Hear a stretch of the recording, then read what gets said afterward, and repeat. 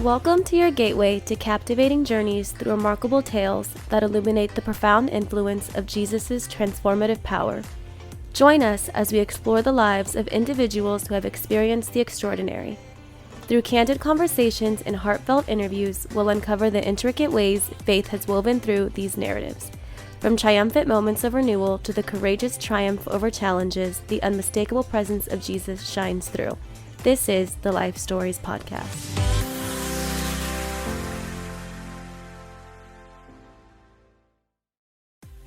What's up, everybody? Welcome to the very first episode of the Life Stories Podcast. My name is David Gonzalez, and I am your host, y'all, and I am so excited to welcome my very first guest to the show. You actually may recognize one of the names. If you follow me in life and on social media, you will know that a few months ago, I was able to give my life story on another show called Walking with the King. I want to welcome Teresa King and her husband, Robert King, to the show. Their stories inspired me so much that I was so thrilled that they said yes to be on this show. So without any further ado, please welcome Robert and Teresa King. So hey, you guys, how are you guys doing this evening? Doing so good. How are you? I am great. I am so excited for this rain we finally got here in Texas. Hallelujah. I've been doing a bunch of Christian rain dances. I'm so glad they finally worked. Hallelujah. I know. I think we all have. Our internet went out. Like it's just been a day. I know. Remote, so it's like you can't really work remote without internet. Oh, I know. That's horrible. How do you do that? But hey, we'll take the rain and take the day off. Yeah. So introduce yourselves and let everybody know how you guys are doing. First of all, thank you so much for being my very first guest. I couldn't think of a better guest to have as my kickoff show than you guys. You guys are so special to me, and your friendship is amazing. I mean, every time I talk to you guys, I just feel so encouraged. And every time I hear that randomly in church, oh my God, David, I know exactly who it is. Oh, I love that. It's our little inside joke. Well, I'm Teresa. I'm Robert. Yeah. We are the King. Our last name is King, so we're the King. We've been together for 6 years, but it's almost our third year anniversary from being married. We got married in the middle of COVID, so it's just been a beautiful ride, I would say. You'll find out more, but it's been a ride. But God's the center of our marriage, and honestly, He's the one that saved it. So Yeah, I mean, I've heard some of your story, and it just amazes me. I mean, you guys have stories that will just amaze anybody. I mean, individually and together. So, like I said, I think y'all story is perfect for this show, and that's why I totally wanted you guys to be on here. So, well, let's get started. Talk about how Yeah. you guys, got together, how your relationship started, your marriage, and then how it finally got to where it's at now. Yeah, so we actually met on Tinder, the dating app. Ooh, so it does work. Yeah, apparently so. It works for Yes. us. We met on Tinder in 2017. Um, we were both in the middle of our addictions. I was using drugs like there's no tomorrow, and Robert was drinking alcohol very heavily then. I was 21, Robert was 23, so it was like very new. We're very young. We didn't really know what we wanted. There's been multiple times where we were like pushing each other away because it was getting too serious too fast. Before Christ, that's when we met, and we actually moved in together like within 6 months of being together. So we started off in a very ungodly relationship.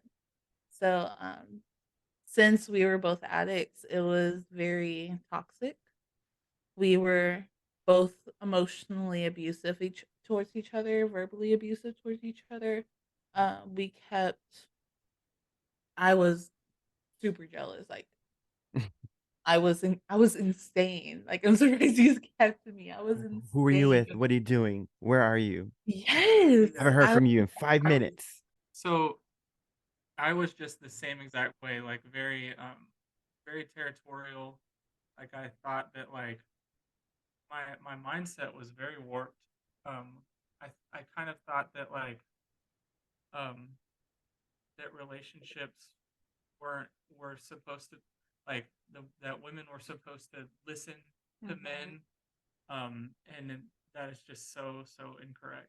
Yeah. It's just there's a whole lot that goes into that, and I had to be taught way later that we're supposed to listen to each other, but through Christ. And it I think that with alcohol being like the core of my coping mechanisms that I had, um, I think that that was the only thing I was using as my main coping mechanism. Um, just being at that state of drunkenness all the time, and then on the come down from the drunkenness like the next day, and it was just a constant battle. Yeah. Mm. Yeah, I definitely agree with that. Especially because, like, our backgrounds, I mean, I don't know if this is going to be a video or just an audio, but I'm clearly Latina. I am second generation Mexican American. And Robert is clearly white, blonde hair, green eyes. So when we got together, it was a really big culture shock for the both of us. Like, being raised in a Mexican culture, like we have like all of these like unset rules, like you need to serve your man, you can't let them like plate their own plate. You have to make sure that dinner is hot and Mm-hmm. ready by the time they come home. And Yep. Robert's just I'm like, like, yep, oh, I agree go with that. free No, I'm for kidding. yeah. I mean, that's the way Robert, my family is too. Like yeah, like it's just like an unset like heritage cultural like rule that we were raised with. So with Robert, you know, his family was like a free for all. Like his mom still like cooked dinner for his dad and and his dad still provided for the family and all that stuff. But like coming through like a bunch of different cultural backgrounds hmm was a very big like part of our struggle because there was a lot of me thinking I'm not good enough to be a wife. And of course this was like before we even got engaged. Like the house was a mess. I was like freaking out. I'm not good enough to be a mom. Like I'm not good enough to be a wife. Like how are you like with me? Like but then again, that was like a lot of mental health things where it was like completely to where it was warped into like, what do we do? How does this go about? And I feel like our friends at that time was also very toxic, um, to where it wasn't helping us either way. We had roommates after roommates after roommates just so we could pay for the mortgage because Robert had a house in Corpus Christi, and we were just kind of like paycheck by paycheck. Like we didn't know what to hmm do. And Corpus Christi, like love the love the town, but it is so hard to live there. There's no Really? yeah, there's like no Mm. opportunities. Mm. Um, I There's mean, very there is opportunity, but there's just not as much opportunity as San Antonio, yeah, and it's very common for people to start their own business in Corpus yeah, versus like take a job working for someone else. But Yeah. no, I totally agree with Tess though on that. Like I think that we were in this place when we first got together. I had just like I I I had just gotten out of like a string of relationships. hmm And I met Tess and I was like, "Oh wow, she's like he calls me a test, by the way. yeah." Throw Yes, that in there. yeah. I was like I was like, "Oh wow, she's like first thing I thought was like she's really kind and she's very pretty." And Oh, thanks. and it just like at that time I wasn't really focused on like therapy. Yeah, I wasn't focused on putting my mental health in check, and yeah. I don't think that um, you were either. No, Yeah, so we came together and we clashed. we Um, clashed hard. We broke up twice we broke up in the twice, first year. Hmm and we just went down like the roller coaster path of like the fights were like um, drunken fights where people are chasing after your car, like Yeah. we were chasing after each other's cars, like very Our poor neighbors. very, very, like, I would just mention the word toxic. Yeah, we were extremely toxic. That is so And crazy because I see you guys now and I could never imagine yeah. that. No, like we get that all the time, and it's just like this is God. Like this is just proof that God exists. Like in It our is so. our whole relationship is like not even getting into like the meat of everything. Like just like our relationship from when we first got together versus now. Like it's Mhm. just that's just proof that God Yeah. is real. I do feel like it's really necessary for me to mention that, like, when we were living in Corpus, um, so Tess grew up in the church, Mm-hmm. and she would always have God, like, um, pushing her, like, to either serve or Yeah. to do something like church related. And we did have like a set church in Corpus. Yeah, we had a set church, and it was kind of like a smaller version of CBC. Like literally a smaller version of CBC. But so we started serving and Mhm. going to church regularly. At this point in our story, we like to call ourselves the checkbox Christians, Mm. where we would just go to like check a box, Mhm. like, okay, God, we're doing everything that We went to church. Heck. We you served want in us to do. we Like, served in the trying to, church. yeah, just constantly trying to Mm. please Him. Mhm. We would go and we would serve um, in the kids ministry, and then right after church, we would just get hammered drunk, just like Until the night. just all the way through Wow. the day, Mhm. and it just continued like until the next week at church. Mhm. I can picture myself like standing in the church, like knowing that I didn't want to live like this anymore, Mhm. but like seeing the people on stage and like being like, I know that they have something like I that want that, but how do I get that? I couldn't put my finger on it. Like I Mhm. couldn't wrap my head around like having a relationship with Mm. Christ. Yeah. I had a religion, Mm. and so did Tess. We both had religion, not relationship at that Yeah. point in our relationship. Yeah. And It's almost like you could say you had tradition because I feel like a lot of people go to church out of habit because they've done it. They were Since they were raised in little. it. Yeah. Yeah, I was raised in a Pentecostal church. Oh, So yeah, me it too. yeah. So, Yeah, you get it. Going from Pentecostal to trying to be Catholic. Then we were like, oh no, let's go this way. Became a Southern Baptist, and then we just decided, like, you know what? Why are we trying to put a label? Let's just like be Christian, and we ended up being in a non-denominational church, and that's where we're kind of like, okay, this fits. This sounds cool. This feels cool, but but I always attribute like a lot of like what God has done in our life. Like there's been so many times where I've wanted to sway away from the Lord, and like mhm. Tess has literally like even in these times where we're living like not for God at all, like in that portion of our relationship, Tess was constantly like, "No, we need to get back to church. We gotta we gotta," like she was constantly trying to Yeah. redirect, and like I don't know, like if you go back in my story a little bit, like I I didn't grow up in the church. My mom introduced me to um, a United Church of Christ church really young in life, and I'd say we were going like maybe once a month, sometimes once every 2 weeks, in my like freshman and sophomore year of high school. But before that, we weren't super big in the church. Mhm. Um, so I didn't have that like I did serve on council in my church like later in high school. Um, wouldn't say that I really like picked up a Bible though.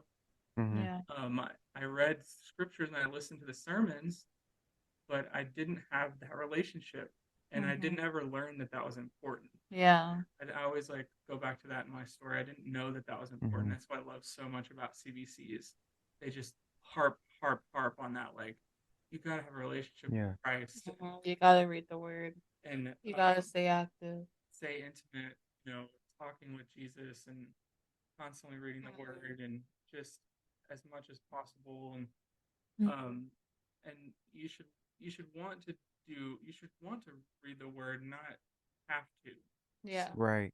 at that point in our life when we were like struggling in our relationship, We decided to move. yeah, we decided to move because we thought that our friends were toxic, Not even though we were also yeah. toxic. You gonna blame it on other people. We just put Okay. all the blame on our friends.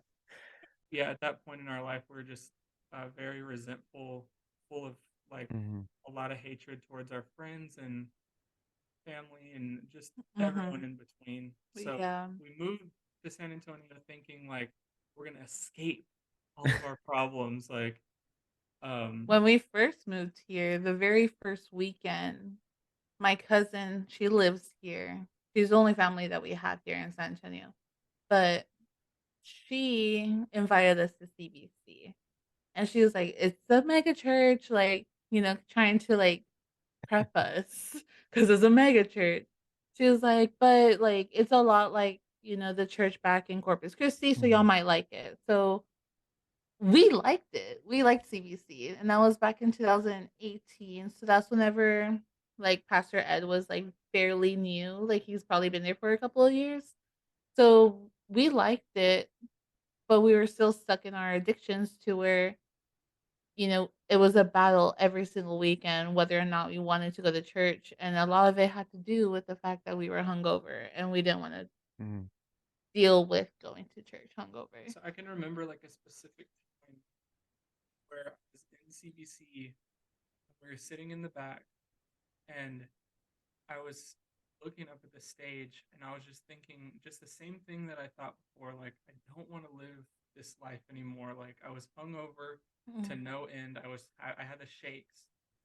Um, I kept going back and forth to the bathroom at CBC to throw up because I was hungover. Mhm.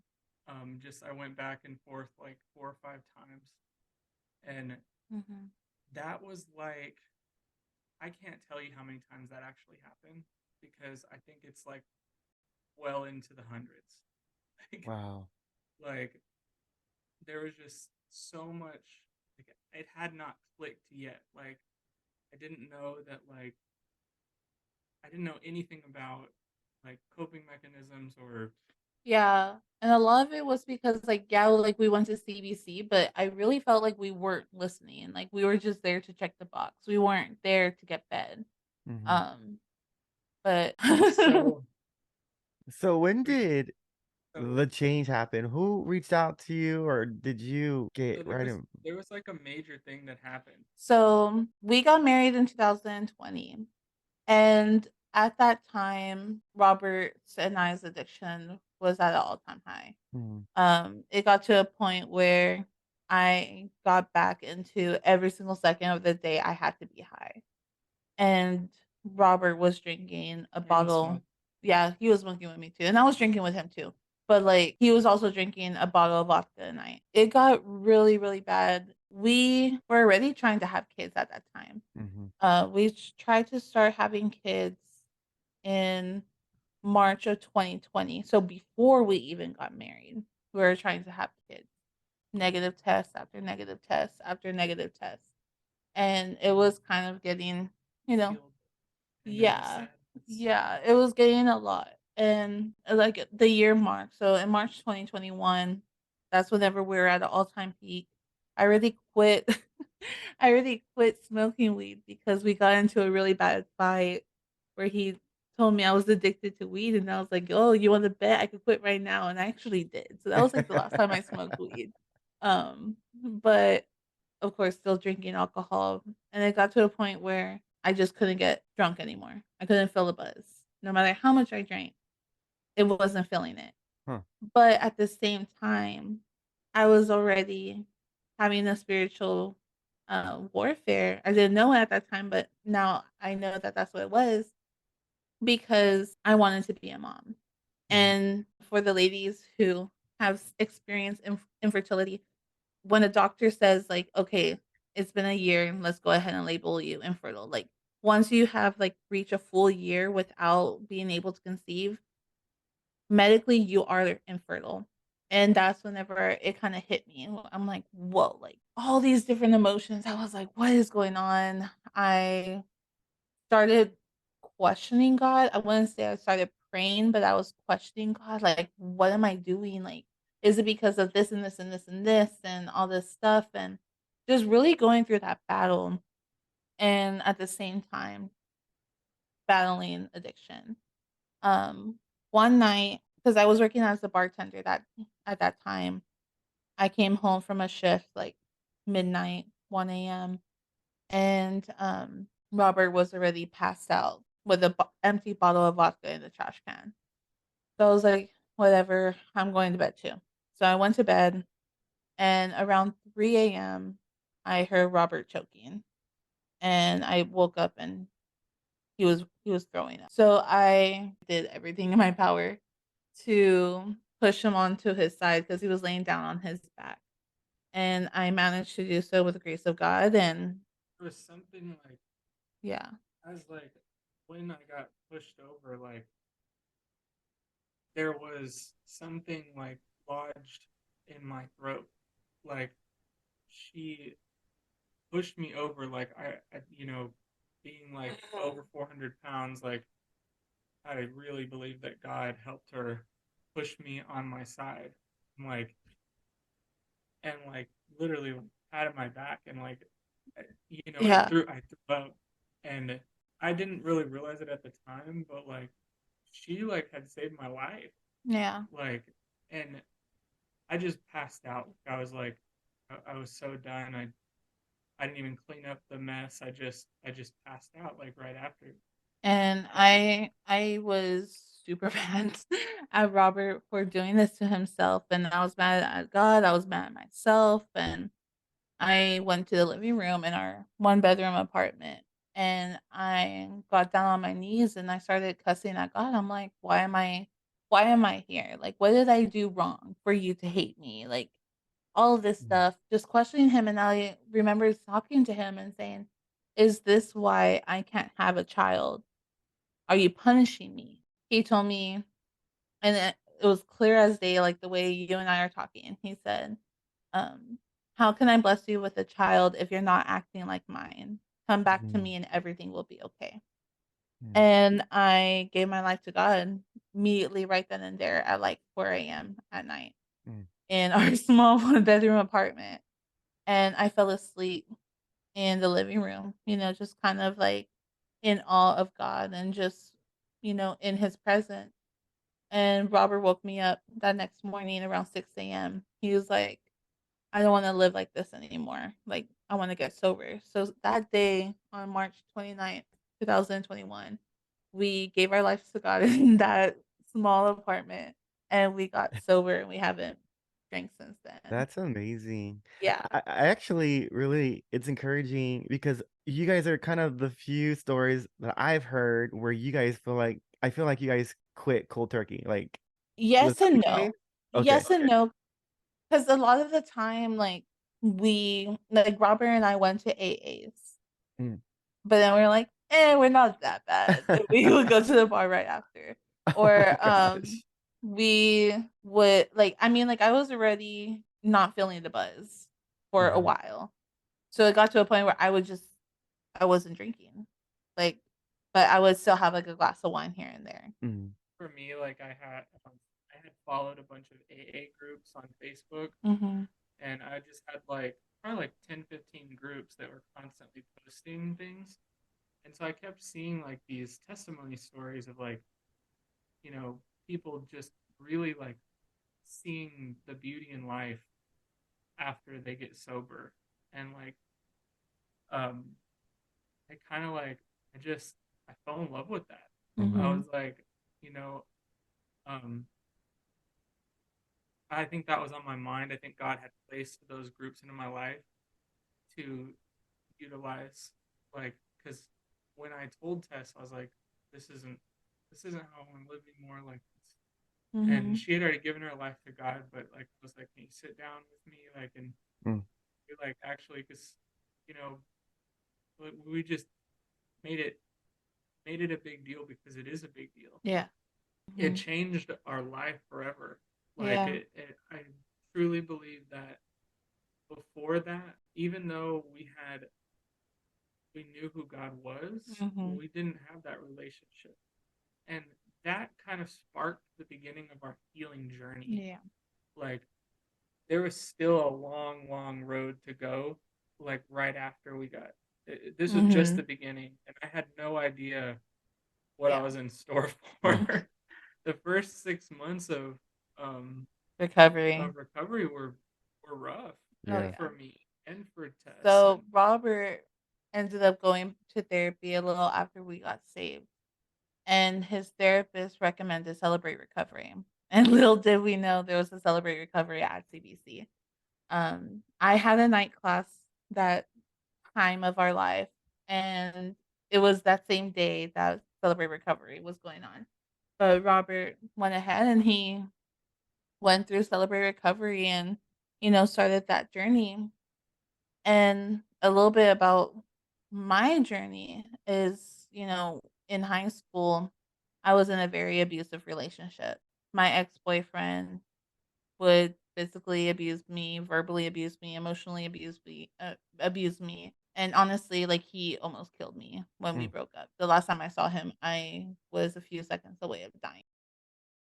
And I also got sexually assaulted at an ex work, like a previous work that I worked at, by which I was trying to press charges, and the cop, the justice system does not do anything for women who have been sexually assaulted at all. But at a party after my breakup, I got raped at a party. Yikes. So within a whole entire month, I was sexually assaulted. That led to me breaking up because he thought I cheated on him Mm. with the person who sexually assaulted me. And he almost killed me because of it. And 2 weeks later, my friends took me out to a party so I could get over him, quote unquote, and later ended up getting raped that night. Little did I know, now I know because I went through recovery, but that was the reason why I started doing the drugs that I've always done. I've always smoked weed since I was, sorry mom, 16. But that's whenever I started abusing like Xanax and LSD. Started taking magic mushrooms and little like harder drugs to help me really cope with that pain, quote unquote cope. But when he started Celebrate Recovery, he was like telling me like, yeah, like it's not only for like people who are addicts or drug addicts or alcoholics. Like a lot of people are there for like abuse. And Mm. obviously that was like him trying to hint to me to go with him because he knew my past, obviously. But I just kept brushing it off because at that time, I didn't think I was the one with the problem, alcoholic wise or addict wise. Because then again, I stopped smoking weed at that time. Before then, so just seeing Robert like that 6 months was so hard. Like I literally have seen him go through depression, like the deepest depression he's ever been in that 6 months. But at the same time, I saw his heart healing and I saw God moving him a little bit more every single time that he went to Celebrate Recovery. Mhm. And I was like, you know what? My semester's done. My Tuesday nights are free. Like, I want to go with you. And that's whenever I got really involved. I met a lot of amazing women who have gone through a lot of the same things as I have and found a community to where I was able to, learn how to manage, you know, the abuse in a healthy way Mhm. instead of coping with drugs and alcohol. And Celebrate Recovery, not to put like Celebrate Recovery on a pedestal because obviously it was God who has changed us completely, but God has used Celebrate Recovery in such an enormous way to where I wouldn't know where we would be at if it wasn't for Celebrate Recovery. yeah, I think that it would have it would have kept us at a standstill for a really long time. Mhm. And like celebrate recovery really fosters is just like getting to the bottom of the core issue and then kind of letting God move in you Mhm. through that issue and also just in general. And I think I had to like backpedal a lot in Mm-hmm. celebrate recovery because I had to go back to you know, like growing up, I had family that definitely loved to drink, and I have had lots of experiences where growing up where my parents would fight, and they're the greatest parents in the world, but they they do drink a lot, and so they would fight sometimes physically, and constant mental. So I would always get in between them and try to break it up. Um, so I had to go through a lot of healing there, Mm-hmm. and then on top of that, there was a whole thing that happened. There's a whole situation that happened to me right after I graduated college. I started having some focus issues, and I had no idea what it was. I went to a psychiatrist for focus problems, and they put me on a stimulant, and it threw me into like a manic episode. The stimulant did, and I didn't know at the time, but I'm bipolar. Like I'm bipolar one. So I it over the next like 6 months, I had like right after college, had gone through this 6 month manic episode where I was like, um, this is before I met Tess. I had a girlfriend. I had married her, and we broke up really quickly after I was diagnosed. I put her through like so many different things because I was definitely not faithful. I went through when I went through that manic episode. I went through like a long period of like promiscuity. There was like probably I have no idea the number. It's a high number of how many people like I was actually with, and it was both genders. Like I had it completely taken off the table. Like that didn't matter to me, and I didn't know at the time, but that was a spiritual battle. I think like I had randomly like even though I had responsibilities in Texas, I moved to Colorado, and I was having like full on relationships with men. I had a relationship with one guy that lasted several months, and then another guy that lasted a while. So it was just like this constant like I was stuck in that same mentality of that using like just bebopping from one relationship to the next, and I was still an addict all the while.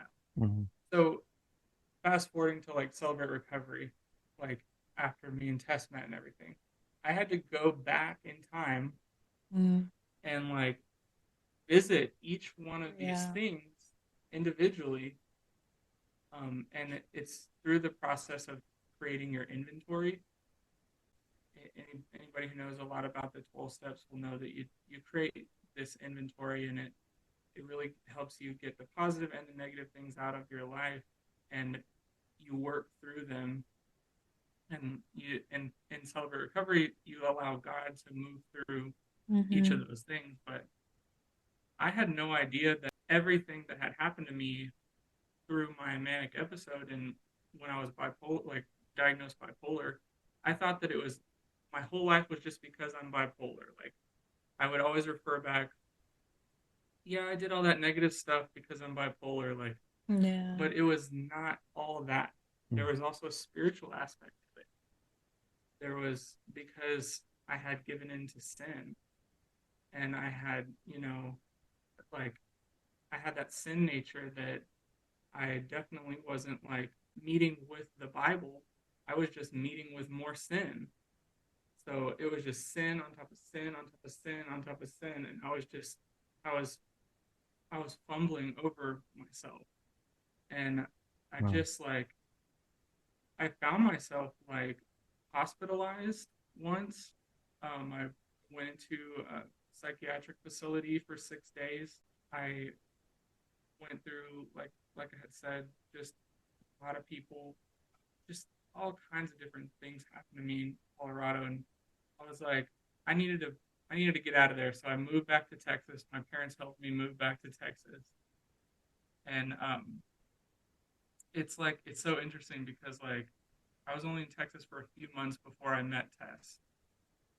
And to think back to like how many things that like God has worked through in me through therapy and through Celebrate Recovery, like I'm just like not the same person that I used to be, like not even close. I think we had a lot of people in our life that are just like kind of fell off our life because they're like, we don't know these people anymore. We lost a lot of friends. We lost, I'd say like 10, 15 really close friends. Mm-hmm. And a lot of it was our doing Mm-hmm. because when we started living for God, we needed to separate from everything that we had before in order to continue our relationship with Christ. Yeah. Because we knew that they would pull us back down. And we weren't strong enough yet to take on that responsibility of just having that friend in our life. And we love these friends like more than life. Like we wish them the absolute best, but it's like, and we had to grieve that. We had to grieve losing our friends. It was the best thing that ever happened to us, though. And I honestly think that like since like working, me and Tess were just talking about this. Like we've made amends now to several close friends, and Celebrate Recovery. We've worked through the process of like um, apologizing and like letting them know, like, because that's healing for you and it's healing for them as well. And there's so much healing in what Celebrate Recovery does.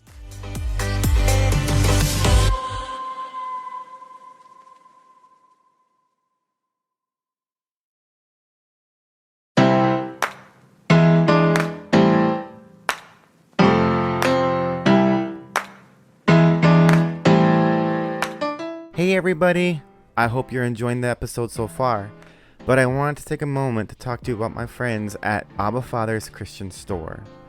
With 2 convenient locations in the San Antonio area, one at Rolling Oaks Mall and the Wonderland of the Americas Mall, Abba Father Stores is your destination for all things Christian gifts. Whether you're celebrating a special occasion, want to share a token of love, or looking for church supplies to enhance your worship experience, Abba Father's Christian Stores has you covered. And guess what? Abba Father's Christian Stores is offering an exclusive offer to all Live Stories podcast listeners. When you go in to make your purchase, mention that you heard about Abba Father's Christian Stores through the Live Stories podcast, and you'll receive an exclusive 10% discount on your entire purchase. So whether it's a beautiful cross pendant, inspiring books, heartfelt artwork, or that brand new Bible, Abba Father's Christian Stores is your one-stop destination. Head over today to Abba Father's Christian Stores at Rolling Oaks Mall or Wonderland of the Americas and bring a touch of faith into your life or your church community. Now, let's get back into the episode. Actually, I want to explain what Celebrate Recovery is because Yeah. I'm just like, I don't know if you really know about it. I know you probably do, but for your fellow listeners out there, so Celebrate Recovery is a Christ-based recovery group for anybody that has a hurt, habit, or hang up. So it could be, anxiety, depression, abuse, alcoholism, um, chemical dependency, pornography, anything. Food is a big one. Food is a really big one in Celebrate Recovery. But we go through the 12 steps that is usually found in like AA or Overeaters Anonymous, any 12-step program. It's based off of that, but it's also followed with the 8 principles that will also help you not only recover, but gain your relationship with Jesus. And instead of having a higher power, we name our higher power, who's Jesus Christ. Right. So this is like the main, it is a very international program. CBC is one of the locations that have it. And actually, CBC's Celebrate Recovery is the largest Celebrate Recovery in San Antonio. So, Wow.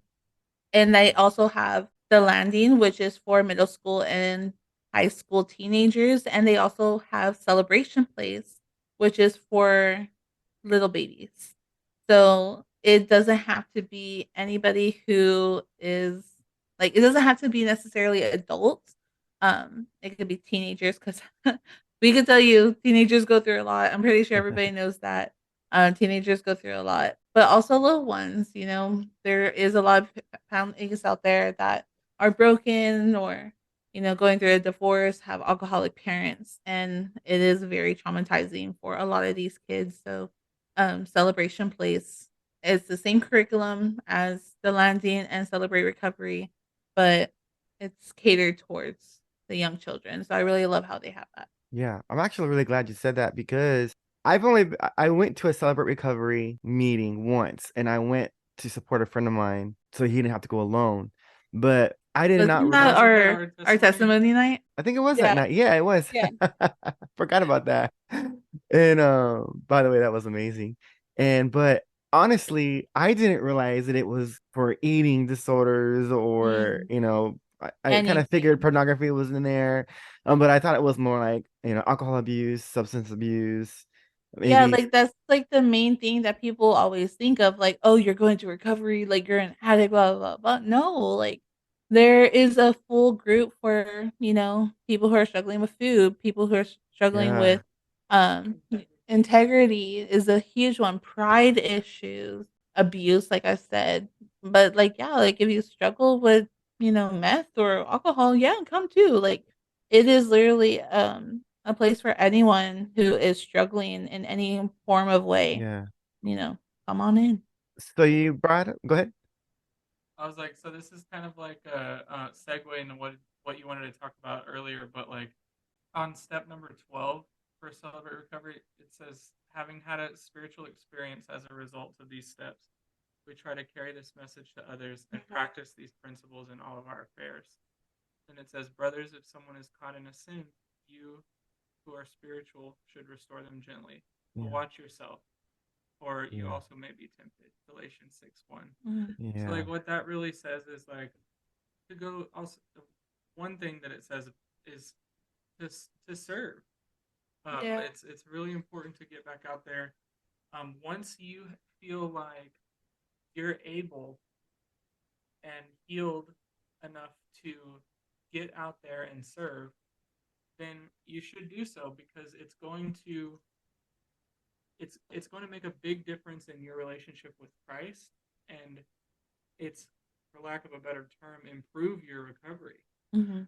So that kind of gets us started with like the Landing and hmm things that we've done to serve. So you guys actually serve at the Landing. So real quick, how I met these guys was actually at our high school ministry, high school impact Mhm. ministry for CBC. And I approached you guys thinking that you guys Yeah. were new, but you guys have actually served in the high school ministry longer than I Yeah. had. We And just missed the so week that you joined. yeah, so I was like, oh, these guys, they're new. I'm gonna be their friend. And then you're like, oh no, we've been doing this. And I'm like, oh great. But of course we're still friends. But and but you actually kind of stepped away from high school ministry to actually commit 100% with student ministry still, but with the Landing leg of that. And that's both of you guys, right? Yeah, so more recently, I've actually stepped away from the Landing. Um, there was a little bit of burnout going on Mm, on my end. mm. I just realized that like I became one of those people that said yes to everything. Um, and just saying yes to ministry, saying yes to everything. We're also fostering. That Um, could be a probably a good recovery thing, right? Yeah. yeah, Serving in church too. yeah, I'm just and kidding. it is No, really, really. but this is more. I've talked to directors about it, and it's a break. Yeah. hmm So it's Well, not like a sabbaticals are good. yeah, Yeah. Sabbaticals are a good thing. They're necessary for Yes. those of y'all who think are overwhelmed. Take a And break. also, It's and Take okay. a break. Yeah. also, I spoke to the directors about like how I was getting into um, substance abuse counseling classes. Mhm. So Mm. that was going to kind of interfere with the schedule. So I kind of stepped away for a variety of reasons, just because I kind of felt overwhelmed.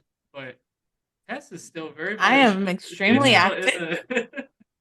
So kind of Um, explain how that works if you can, or if you want to. How specifically does your story help you minister to these youth, yeah, high schoolers, I think middle schoolers in the landing too, yeah, right? middle school, 6th grade to 12th grade is what we do. But if Okay. you're 18, go to CR.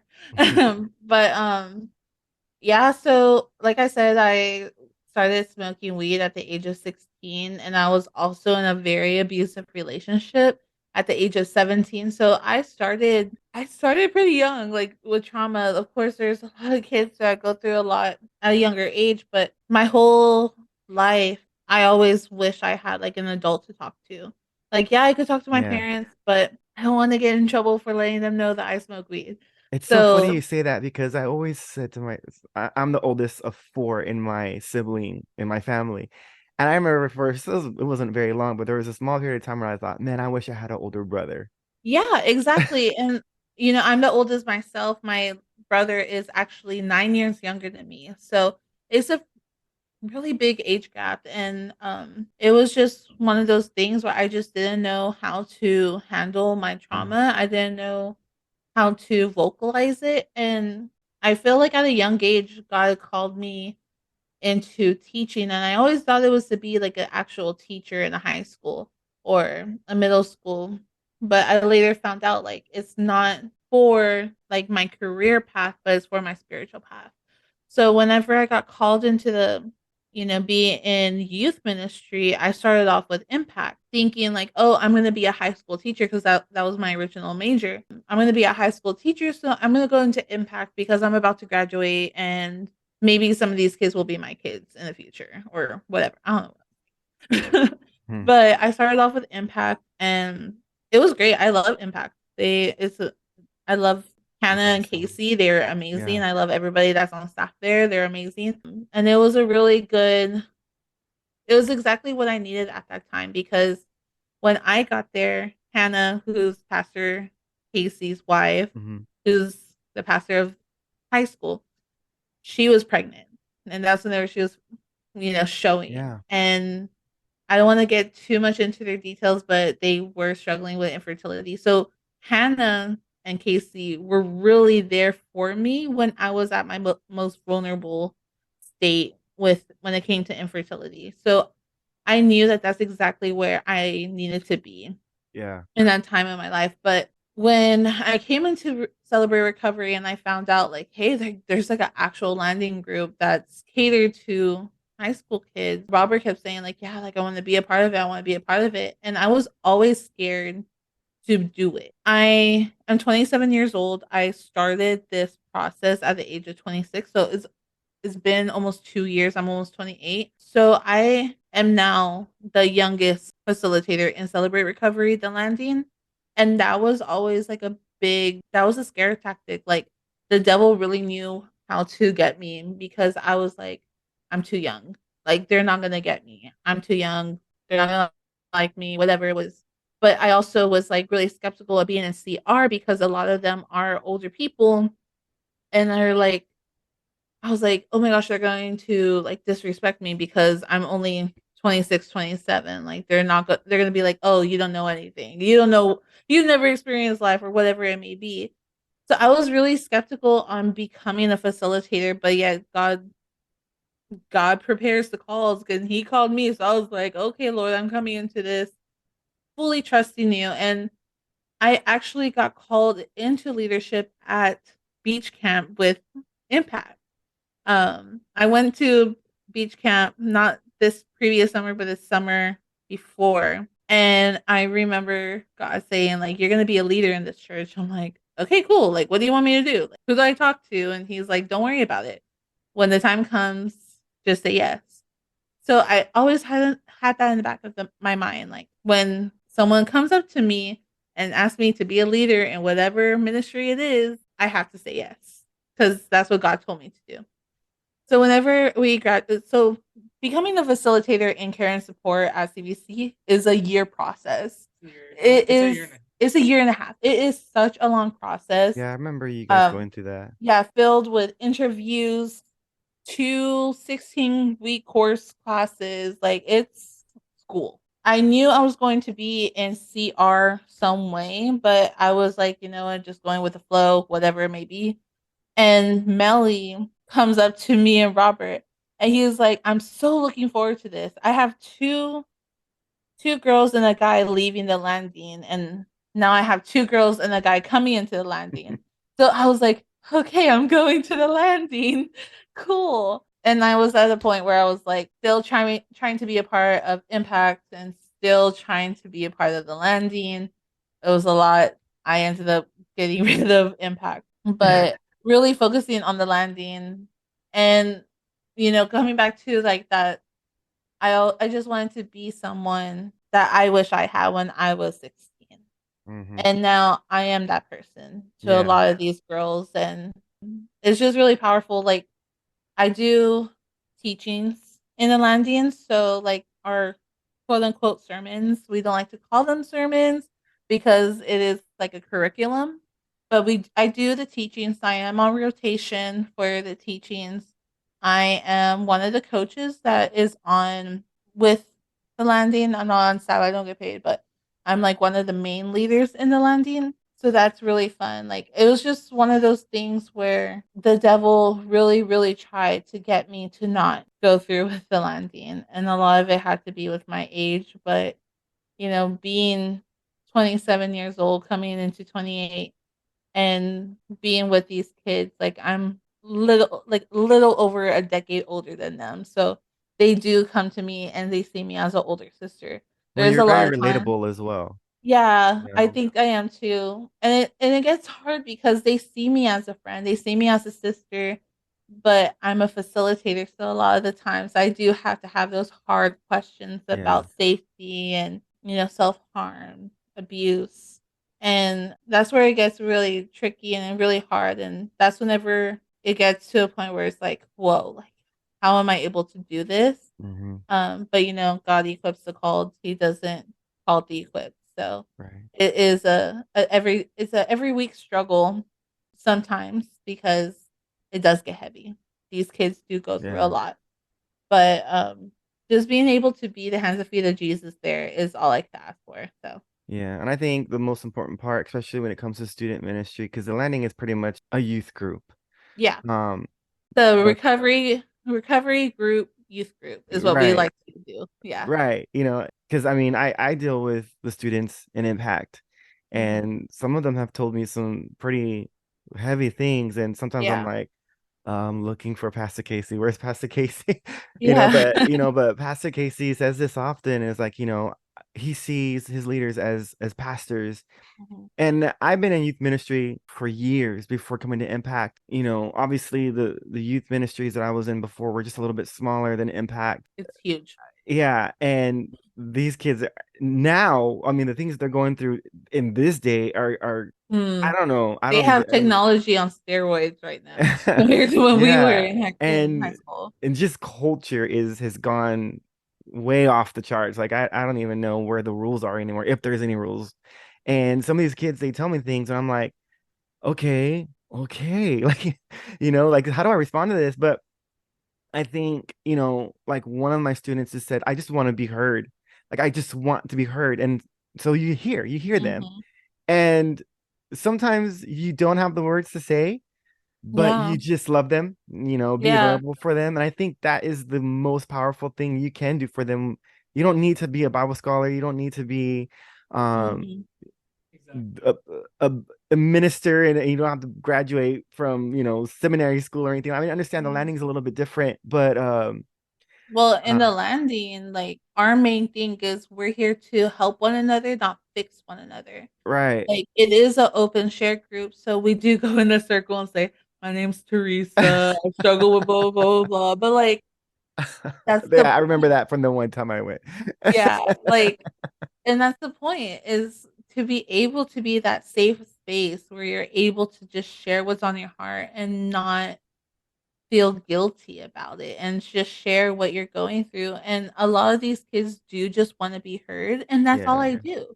I Yeah. just make sure that they don't cuss and they don't say anything bad about anybody else, and we're good. Like, of course there's a lot more to that, but a lot of the times, like, they just come up to me and they like tell me everything that's going on in their life, and I'm just like, how does that make you feel? Like, Yeah. yeah, that sounds like it's very difficult, and I'm sorry you're going through that. Like, do you want me to pray for you? What do you want me to do? Like, I will gladly pray for you. And a lot of these kids do ask for prayers, or they are like, Mm. nah, I'm good. But But Yeah. then So. the thing that I loved about the landing so much is that one time that you do pray for them, but the next time they come, they look at you differently. hmm Yeah. They're like, that Teresa actually prayed for me, and she took time out of her day when I was, and Hmm. then it just creates like, it helps them create that love for Christ because they're seeing the yeah. facilitators just shine through what God is doing. And And honest, I'm it's sorry. no, it's beautiful to see. Like, Yeah. Hmm. these kids, they're like, a lot of them are you know thirsting for God. Yeah. Hmm. And they don't And really know it yet. They're Yeah. searching for something, yet they didn't know it was God they were searching for all along. and yeah, and like, exactly like Tess said, they're going through hard things with also Mhm. trying to navigate Peer their pressure, relationship bullying. with Christ. Yeah. So And it's what I do like just listening to y'all stories is these are what these kids are going through now, Mhm. and you can relate to that. Yeah. Like, with the story with you, Robert, drinking. I know that's a big thing. I'm the high schoolers, but come on, let's be real. These high schoolers are drinking. No, these high schoolers. And yeah, and they're doing other things too. And you can relate to that. I know for me, like one of the kids that came to me literally told me this, and this is something that I struggled with. This was my past. And I was like, Mhm. how you have, 50 something leaders in this room, and Yeah. somehow we found our path and you told me this. And I'm like, wow, that's exactly what I walked through. And just in case you're wondering, you can hear my story on this really awesome podcast. It's called Walking with the King, hosted by none other than Yeah. Teresa King. It's honestly still my number one podcast right now. I think it's sitting like at like 1,000 downloads. What? Yeah. That blows my mind. God is awesome. I hope it ministers to somebody. I know it will. And but thank you for Mhm. that, for letting me come on your platform. So, but yes, Walking with the King podcast, Teresa King. Mhm. Maybe I'll share my story on here. Who knows? I don't know. But but I really do love that, because just to hear your story, and I think that was one of the things that encouraged me so much just about you guys, because knowing you now, I would have never have imagined you guys fighting and breaking up, and the insecurities and Mhm. the promiscuity and all of that. Like, I would have never have guessed that. Yeah. And it's not to say that you guys are hiding your past, because you're obviously not, and that's not something that we want to do as Christians. But we want to tell people, say, look where I was, years ago. And look at I us I now. was ready to end my own life, or I was ready just to give up. But God came in and changed my life, and look at the success of you guys now. Mhm. And so we just really briefly, I don't want to forget about this, but you talked about infertility, and I know you guys have gone through foster care classes, and Mhm. we were praying for that. I was praying with you guys for a long time, and you guys are officially Yeah, we're foster officially parents. foster parents. We have a gorgeous little girl in our home right now who is currently asleep. But honestly, she has been blessing. God's God's answered prayer. Hmm. Um, we don't know if she will stay in our home forever. Right now, it's not looking like it is. But one thing that I love God's wings. I love them. Her birthday is the day that we met on Tinder. So That's it was awesome. like God's wink saying, "You're exactly where you need to be." She's adorable. She This is is. I'm Uncle Dave by the Yeah, way. She you loves are. you just as much. Um, Yes. but she is our first of potentially hundreds. And here I think this is something that I want you guys to hear too. And I know you know this, but you guys will always be her parents, no matter Hmm. where she ends up. And the seed that you guys are sowing right now is going Hmm. to flourish at some point.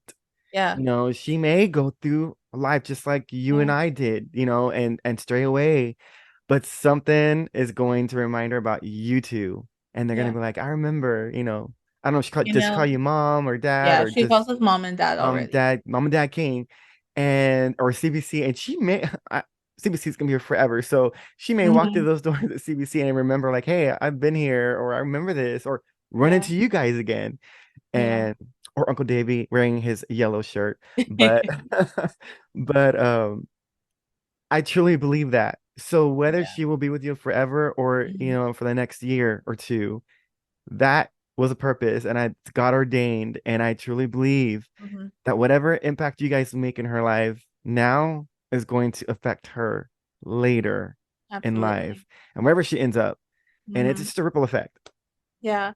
Like one of the things like I mentioned is during my battle, my spiritual battle, one of the main things that God and I had a conversation on was, is this why you're not blessing me with a child? Hmm. And he's like, become my child again. And like, you'll see what's going to happen. This is not what I expected to happen, but it's beautiful to see because one thing I've learned in my recovery and, being a full Christian and fully living for God is that what the what God is calling you is the exact opposite. Well, what the devil is attacking you is the exact opposite of what God is calling you to do. So I always thought God was punishing me because of my whole sexual past. I thought he was taking away that right for me to be a mom because of everything I've been through. And it got to a point where the devil was telling me lies, saying I was never going to be good enough to be a mom. Hmm. I was never going to be good enough for Robert. I was never going to be good enough for God. Like I was never going to be a mom, and I should just give up. And there was a lot of times where Robert can contest to this. There was a lot of times where I almost did. Like I said, the devil said I was never good enough to be a mom, but God is telling me I'm going to be a mother to many. And you're so right. Like Wow. I'm always going to be her mom, even if she goes back to her biological mother. But one of the main things that I've wanted to do as a foster mom, and of course this is Robert's goal as well, is to just introduce him the love of Jesus, Yeah. plant that seed to where they're able to grow. And I mean, just today before she went to bed, she was So having sweet. a full conversation with Jesus and just like telling him about her day that she had and seeing her sing the Veggie Tales songs and worshiping to worship music and just dancing with Jesus, like just seeing that flourish in her. We really did our job. This is exactly what God wanted us to do in her. And if she, obviously, I would be heartbroken if she left today, but I know I did my part Hmm. in what God is calling me to do as her foster mom. And there was a long period of time where we thought we weren't going to get through the paperwork with fostering It took us a year and a half. because it was just like thing after thing after thing after thing after thing. Like constantly, we were up against battles we thought that we weren't going to win, Mm-hmm. and like is the same thing with getting into the classes to become a facilitator at CBC. We had, I had a lot of obstacles, and so did Tess during that time. That, but it's because God wanted us to finish those things because He had a purpose behind us finishing them. He wouldn't have had us finish the foster documents or the facilitator classes if He didn't want to use us for Mm-hmm. some greater purpose. And Exactly. I think like I have to tell myself that a lot. Like I, just to trust him. Don't, because back into my past, like I try to control things, and I gotta. We both struggle with control, Control. and it's like God is in control. Like we don't need to Yeah. we don't need to have that need for that, um, because He is the only one who really knows what's good for us. Yeah. Like I just have to tell myself that, because I get very, very like, it's almost like the fear of the unknown. Mm-hmm. Like, and yeah, and I just, going back into that, I just have to know that Yeah. God is always there, because He has been there every step of the way in our life. So Yeah. it's like I trust Him fully now, and I didn't before, and not until I fully gave my life to Him and dedicated my just everything to Him. It wasn't until I was all in that He was, because He never leaves us. We leave Him. There was this one thing that Hannah, Casey's wife, said to me on my first day at Impact, and it stuck with me forever. And it has a lot to do with like what we are saying about control. Is that our life is a skyscraper, and on the top floor is like the end of our life. But right now we're on the second floor. We only see what's the building in front of us, maybe a little bit off to the side. We don't see the full city. But God takes us a little bit at a time to each level to where we see his full promise, the full city of everything that he has in control. It's there. We just need to get there by slowly going up that elevator. And that elevator is going to take time. But being able to have that overall image in my head really brought me through like my infertility. I was able to nail my infertility on the cross.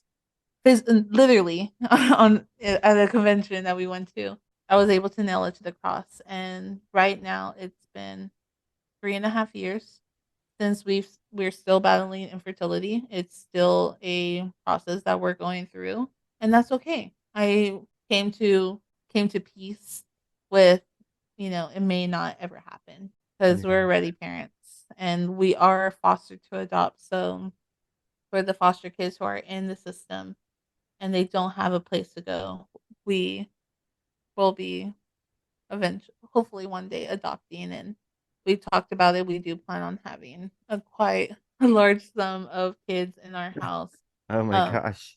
yeah, pray for us. That's a prayer request. Yes. But I mean, these kids, they need a place to go, and I'd rather have them come into our home than be on the streets.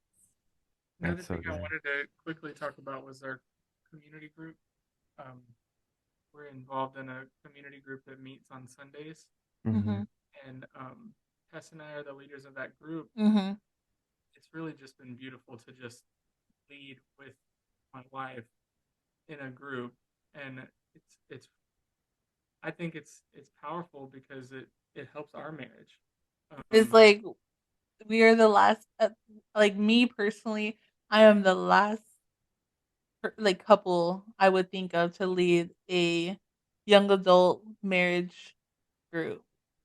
Like you and I, like after knowing our past and living it, there's no way. There's no way that God called us to be community group leaders to young adults who are married. Like, but he did, and we're here. So like we're just huge fans of the community groups and how they set them up.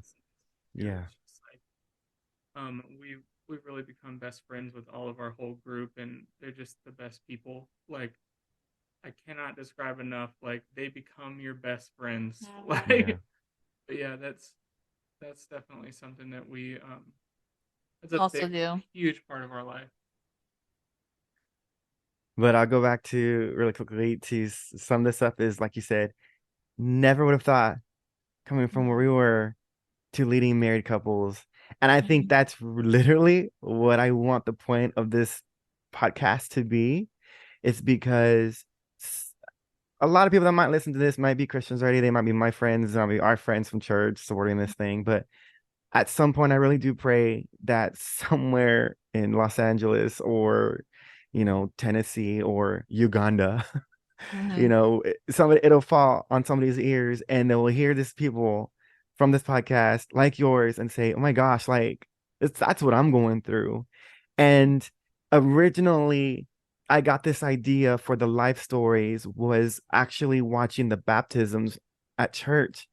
And I'm like, you know, we always say it's from death to life. So I'm like, these are life stories. Like these are people coming back to life. Like this is life. And I thought, So my good. gosh, like I would love, that's an idea that I've always wanted to do a podcast, but this is kind of what I wanted was to celebrate life and what God has done in people's lives because I feel like, you know, there's a lot of people that come to know God and they find him and their success stories like you guys, but there's also a huge amount of people that never make it and they end their Yeah. own lives and they don't make it or they just give up and then they're Mhm. lost. And you know, we us three, even CBC, we can't reach everybody.